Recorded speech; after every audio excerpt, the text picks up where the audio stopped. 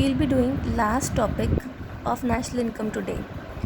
The question is, explain the problem of double counting, how we can solve it. Now, what is the problem of double counting? While calculating national income, if the value of a commodity is counted more than once, अगर हम national income को calculate करने के time पे किसी भी commodity की value एक से ज़्यादा बार काउंट कर लेते हैं, it is called double counting. Look at the example, you will be more clear after this. Let's say a farmer buys seeds worth ₹200. Input का मतलब है रॉ मटेरियल. फार्मर ने 200 रुपीज़ के सीड्स बाय करे and he will sell the output. What is output? The finished goods. Farmer के finished goods क्या होंगे?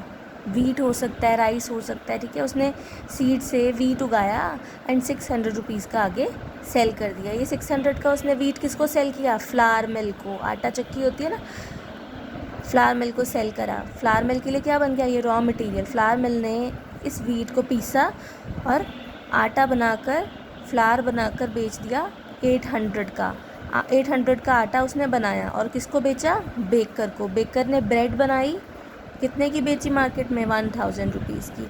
इसी तरह से शॉपकीपर को मिल गई 1000 की ब्रेड, ये आगे शॉप कितने की बेचेगा? 1200 की बेचेगा नॉर्मल कस्टमर्स को, ठीक है. अच्छा, अगर आप यहाँ पे आउटपुट कैलकुलेट करें, in this example value of wheat is counted 4 times. Why 4 times? अब देखो, वीट यहाँ पे भी काउंट हुई है, देन वीट की वैल्यू यहाँ पे भी इंक्लूडेड है, यहाँ पे भी इंक्लूडेड है, यहाँ पे भी इंक्लूडेड है.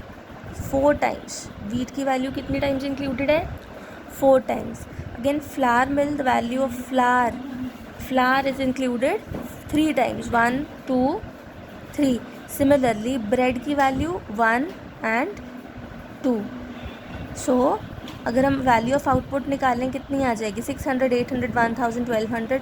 इन सबको ऐड कर देंगे 3600. पर ये तो गलत है, बिकॉज इसमें वीट की वैल्यू 4 टाइम्स इंक्लूडेड है, फ्लावर मिल की वैल्यू 3 टाइम्स एडेड है, बेकर की वैल्यू 2 टाइम्स एडेड है, विच इज़ रॉन्ग, ठीक है. तो इसलिए हमें क्या करना होता है?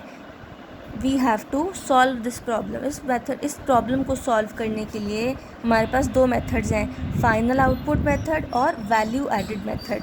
फाइनल आउटपुट मेथड कहता है कि आप लोग फाइनल आउटपुट, टोटल आउटपुट में से टोटल इनपुट को माइनस कर दो. मतलब 3600 में से टोटल इनपुट की वैल्यू यानी कि 2600 को माइनस कर देंगे, आपके पास वैल्यू एडेड आ जाएगी. 3600 minus 2600 you will get 1000 and this is your real value added, ठीक है.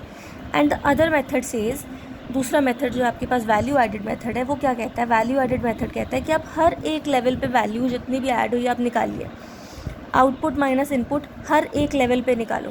600 minus 200 400, 800 minus 600 200, 1000 minus 800 200, 1200 minus 1000 is 200.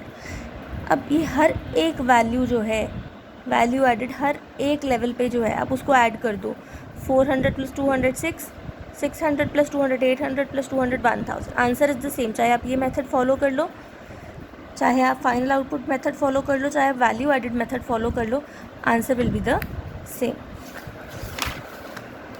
ये देखो, वैल्यू एडेड मेथड में क्या किया उसने? 400 प्लस 200 प्लस 200 प्लस 200, हर एक लेवल पे जो वैल्यू ऐड हो रही है उसको क्या कर रहा है? ऐड कर रहा है. All right, thank you. That's all for today. National income is completed.